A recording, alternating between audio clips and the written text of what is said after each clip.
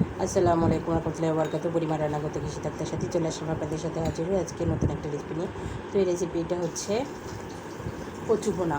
তো এই যে আমি কচুটা ধুয়ে সুন্দর করে হলুদ লবণ মেখে নিচ্ছি, আর এদিকে কড়াইতে ফ্রাই প্যানে তেল বসিয়ে দিয়েছিলাম, সেটা গরম হয়ে গেছে। আমি কচুগুলো দিয়ে দিয়েছি এবং উল্টিও দিচ্ছি, দেখতেই পাচ্ছেন। আর একটা বেশি কড়া করে ভাজি করবো না, মিডিয়াম লাল লাল করে ভেজে নেব, এপিট ওপিট দুপিট করে।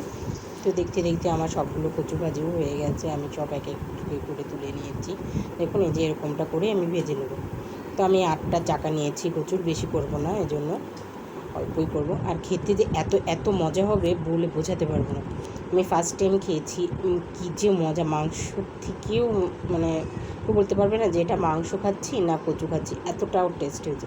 তো আমি ওই কচু ভাজার তেলটাই, অনেকগুলি তেল ছিল, ওই তেলটার ভিতরে আমি রান্নাটা কমপ্লিট করবো, সেজন্য আমি এর ভিতরে এলাচ, দারচিনি এবং তেজপাতা দিয়ে দিয়েছি, একটু ভেজে নিয়েছি এগুলো। এখন এর ভিতরে আমি প্রায় 2 চামচের একটু বেশি পেঁয়াজ বাটা দিয়েছি, দিয়ে 1/2 চামচ রসুন বাটা দিয়ে দিলাম, এখন 1/2 চামচের একটু বেশি আদা বাটা দিয়েছি।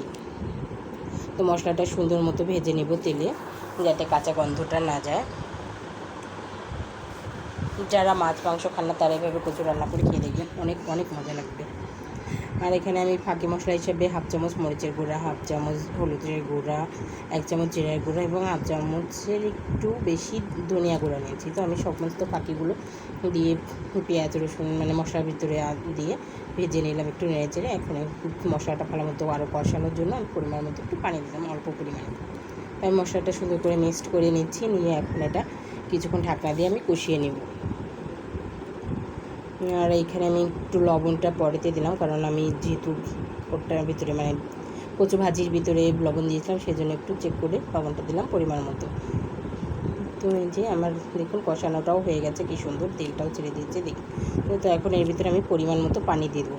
আমি যেহেতু এটা ভুনা করবো সেই অনুযায়ী পানিটা দেবো, আমার কতটুকু পানি লাগবে। আর যেহেতু আমি কচুটা ভেজে নিয়েছি, তো একেবারে এই যে কম পানি লাগবে তা না, মিডিয়াম মতো পানি লাগবে। আমি যে সুন্দর মতো মশলাটা পানির সাথে মিক্সড করে ঢাকনা দিয়ে কিছুক্ষণ ফুটিয়ে নেব।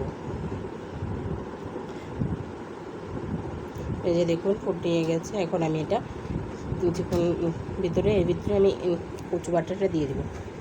এই যে ভেজে রাখা কচুগুলো আমি একটা একটা করে সব দিয়ে দিচ্ছি। এটা দিয়ে সুন্দর মতো একটু পানি মশলা পানির সাথে ঝোলের সাথে মিক্সড করে নিয়ে আমি এখন ঢাকনা দিয়ে কিছুক্ষণ রান্না করব। আর নামানোর আগে আমি এটার ভিতরে গরম মশলা, জিরা পাখি দিয়ে দেবো। তো দেখতে পাচ্ছেন কত সুন্দর হয়েছে। আর আমি কিছুটা কাঁচামরিচও দিয়েছি যাতে একটু ঝাল ঝাল হয়। তো আপনারা ঝাল খেতে না চাইলে সেই অনুযায়ী দেবেন।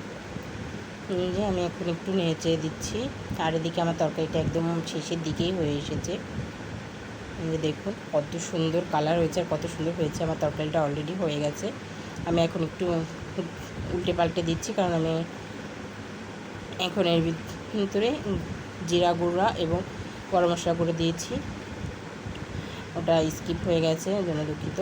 কিন্তু আমি এখন এটাকে নামিয়ে ফেলবো আর কিছুক্ষণ জ্বালিয়ে। এখন এত সুন্দর কালার এসেছে আর দেখতে কত সুন্দর লাগছে। তৈরি হয়ে গেল আমার কচু ভুনা। তো যারা নিরামিষ খান তারা এইভাবে রান্না করে খেতে পারেন, খুবই ভালো লাগবে খেতে, কোনোভাবেই খারাপ লাগবে না, মনে হবে না যে আপনি কচু খাচ্ছেন। একদম মাংসের মতো টেস্ট, আর মাংসের মতো করে এটা রান্না করতে একটু সুন্দর করে। যে দেখুন কত সুন্দর, তেলগুলো সব ছেড়ে দিয়েছে। আমি যেরকমটা গ্রেভি খাবো সেই অনুযায়ী রান্না করছি। দেখুন একদম ভোনা ভোনা গামাখা গামাখা, বেশি পাতলা ঝোল না, একদম পারফেক্ট। তো আজকের মতো পর্যন্ত, আল্লাহ হাফেজ।